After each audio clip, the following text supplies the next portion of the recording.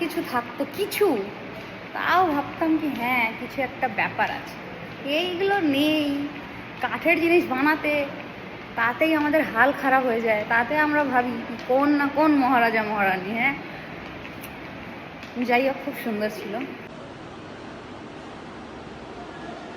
এই দেখো, এই একা একাই ঘুরতে থাকছে, ওর মনটা খুব খারাপ আছে আজকে। তোর মনটা খাবার পাইনি তো, এই জন্য মন খারাপ। কাজটা কথা বলছো, তোর সাথে ভিডিও করছো? ইয়েস। দেখে নিয়েছিস তো ঠাকুরদের মুখলিঙ্গ, চৌথি या 5वीं শতাব্দী, মানে এটা অতিরিক্ত পুরনো, কিন্তু একটু ধরবো।